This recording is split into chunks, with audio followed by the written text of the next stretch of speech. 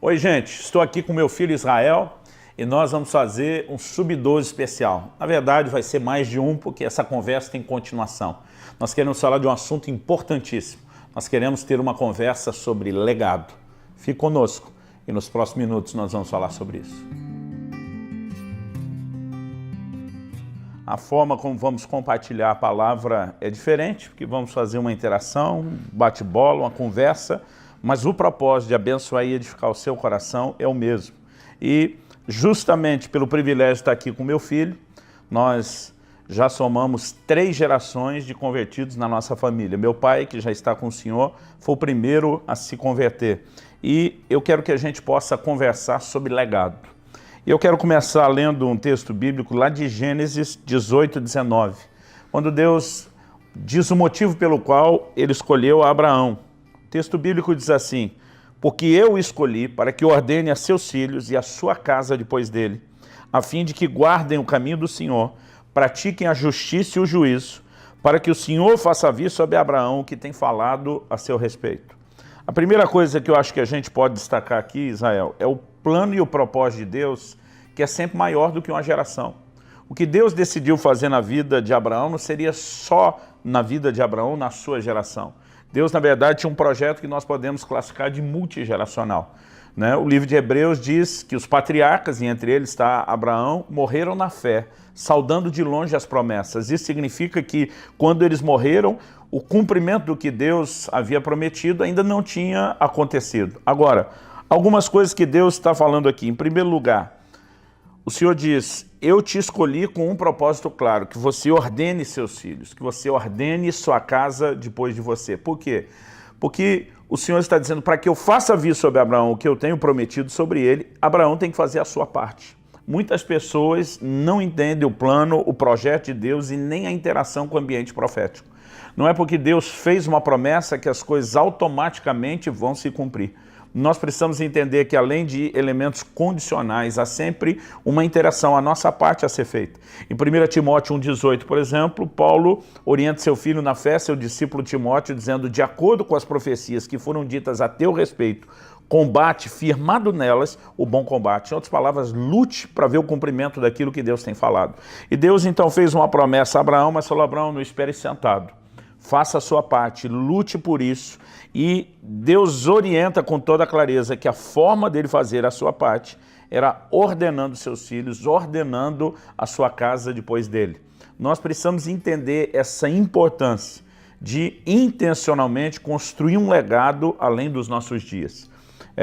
Há pouco tempo eu vi um amigo fazendo um comentário falando sobre grandes homens de Deus que ao longo da história deixaram legados, e alguém, não sei por qual motivo, nem com qual motivação, criticou e atacou esse colega, dizendo que essas pessoas não estavam preocupadas em deixar legado, quase como quem diz, isso não tem que ser a nossa preocupação. Eu discordo profundamente. Em primeiro lugar, nós não sabemos a motivação deles, se estavam ou não estavam. Agora, a verdade é que deixaram um legado. E deixar um legado é uma instrução da parte de Deus. Nenhum de nós pode pensar só na nossa própria geração. Aliás, quando a gente lê o livro dos Salmos, várias vezes vai aparecer isso. Salmo 44:1 diz: ouvimos, ó Deus, com os próprios ouvidos, nossos pais nos têm contado o que outrora fizeste em seus dias. A fé e a experiência deles estava alicerçada não apenas na experiência pessoal, mas também no que os pais transmitiram.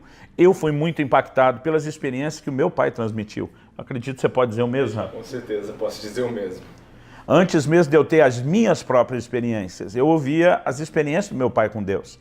Eu sabia que Deus era real, eu sabia que aquilo não era apenas um conto de fada, porque as evidências estavam dentro da nossa casa. Depois, inspirado por essa experiência do meu pai, eu mesmo comecei a buscar o Senhor e passei a ter as minhas. Você pode dizer que isso se repetiu na sua geração? Com certeza.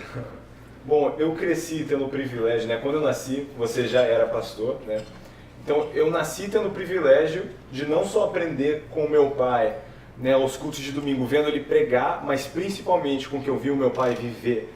Então, dentro de casa, a gente não tinha só o ensino. O que aconteceu na vida do meu pai despertou o nosso interesse, despertou o nosso desejo de viver aquelas coisas também. eu posso dizer definitivamente que as suas experiências com Deus, desde sempre, elas motivaram, não só eu como a Alissa também, a minha irmã, e que elas sempre instigaram algo dentro de nós, porque a gente sabia que a gente nasceu para ter o mesmo tipo de relacionamento com Deus. Eu me lembro, eu retornando das viagens, e em média eu passo 3 dias da semana ministrando fora, nem sempre eles podiam me acompanhar, sempre que isso era possível a gente fazia junto em família, mas eu me lembro de eu voltando e meus filhos dizendo: pai, conta pra gente o que foi que Deus fez nesse fim de semana, conta pra nós aquilo que aconteceu, né? Eu via no coração deles desde pequeno o anseio para que essas experiências, as manifestações de Deus, de alguma forma alimentassem a fé deles e o relacionamento deles com Deus. Antes de continuar essa conversa, eu acho que algo que vale destacar, as pessoas normalmente me dizem: Luciano, que privilégio seu ter nascido num lar cristão. Né? Meu primeiro presente quando nasci foi uma Bíblia. Tem garoto que quando nasce ganha uma bola. E a tradição do clã se estendeu. Eu fiz com você a mesma coisa que fizeram comigo. Agora, essa não foi a história do meu pai. Né? A história do meu pai, o vô dele, né? Juarez, já está com o senhor, meu pai, Juarez Subirá. Ele serviu a Deus, foi um pastor, mas ele foi o primeiro na nossa ascendência, podemos dizer assim, que teve um encontro com o Senhor Jesus. O pai dele não teve essa experiência, não teve esse privilégio e nem ele foi ensinado pelo seu pai, como eu fui pelo meu e como você, Israel, foi pelo seu. Né? Aliás, a história de família do meu pai foi bem trágica. O pai dele se suicidou, ele tinha 12 para 13 anos de idade. Uma família muito disfuncional. Né? Meu pai, quando se converteu, aos 18 anos de idade, um dos primeiros versículos que ele descobriu na Bíblia foi: Deus faz com que o solitário habite em família. Então, eu quero, antes de continuar essa conversa sobre legado, eu gostaria de dizer para você o seguinte: às vezes alguns dizem: eu não tive o privilégio que vocês tiveram. E eu respondo para as pessoas: meu pai também não teve esse privilégio, mas ele decidiu ser o primeiro de uma geração que serviria ao Senhor. Ele decidiu ser aquele que mudaria a história, né, de Deus ou da intervenção de Deus na sua família. Ele decidiu ser o pioneiro, o patriarca, vamos dizer assim, das gerações abaixo dele que serviriam ao Senhor.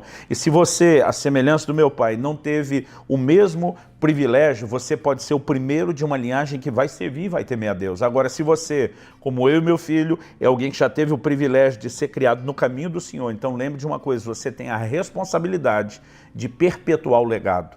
Deus quer que o legado seja perpetuado. O maior propósito dos pais, né, não é apenas viver em Deus na sua geração, mas transmitirem isso para a próxima geração. Uma coisa interessante na palavra de Deus é o rito da circuncisão. Interessante quando a gente entende a figura hoje, né? Porque só lendo e imaginando literalmente a experiência do Velho Testamento, posso falar que nós, os homens, de uma forma geral, a gente não gosta disso não. Né? Quando a gente lê lá Deus mandando Josué circuncidar o povo, e ele diz: faze facas de pederneira. Pederneira é pedra, gente, era pedra afiada. Eles não tinham bisturi, né? O instrumento de cirurgia não era só rude e precário, eles não tinham nenhuma asepsia, não tinha analgésico, não tinha antibiótico, não tinha anti-inflamatório. Então a gente não gosta de pensar nesse tipo de cirurgia que era a circuncisão, até porque o sistema era bruto, como diriam alguns. Né? Mas a mensagem da circuncisão é muito bela, né? Porque ela era a marca da aliança que o homem firmava com Deus, com derramamento de sangue, que para os povos antigos do Oriente era o mais sagrado nível de aliança que existia. Agora, o homem não apenas marcava na sua carne a aliança que ele tinha com Deus, mas quando gerava um filho, ele era responsável por circuncidar o filho. A mensagem que eu vejo é a seguinte: Deus está dizendo: você vai transmitir a mesma aliança que você firmou comigo, vai transmitir na vida do seu filho.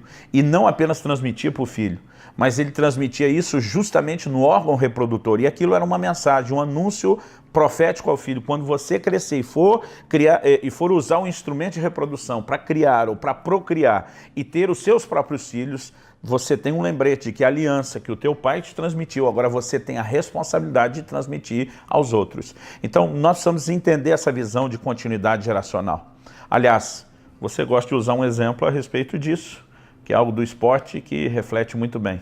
Exato. Eu acho que uma maneira muito simples da gente exemplificar isso é com a corrida olímpica, né, que passa um bastão. Sabe, a gente entra nessa terra e a gente vai sair. Existe, né, a gente conversou sobre como Deus, ele não só pensa em termos de família. Deus pensa em termos multigeracionais, em termos geracionais. Então, se a gente só entrar aqui e tentar fazer o esforço por nós mesmos, sem dar sequência a esse projeto, a gente não vai participar da maneira como Deus gostaria que a gente participasse da obra que Ele quer fazer aqui. Então, né, na corrida olímpica dos bastões, a gente tem uma pessoa correndo e, um certo momento, ela tem que fazer a transição do bastão e eles não fazem isso parada, né? O corredor que carrega o bastão, ele vem correndo e o próximo corredor tem que entrar no pique, pegar o bastão e continuar a corrida. Então eu vejo muito, né, eu acho essa uma ótima ilustração, porque tem que existir uma colaboração de todos os lados. E um esforço de equipe. Meu pai me disse, eu fiz o melhor possível para te transmitir o melhor possível. E eu fiz a mesma declaração para meu filho, eu fiz o meu melhor para te transmitir o melhor em Deus. E eu espero que você nunca deixe esse bastão cair. E essa é a hora que você fala, é claro que não, meu pai. Claro que não. E cada geração possa receber a nossa fé. Essa é a primeira parte da nossa conversa sobre legado. Mas nós queremos aprofundar esse assunto. Então, na semana que vem, nós vamos falar um pouco mais sobre a importância de não apenas transmitir a fé, mas junto com a fé, com a aliança que firmamos com Deus, né? Há um pacote, por assim dizer, que deve ser comunicado junto. E eu gostaria muito que você pudesse continuar participando dessa nossa conversa e desse compartilhar de algo tão importante para a sua fé e para as próximas gerações. Que Deus te abençoe, em nome de Jesus.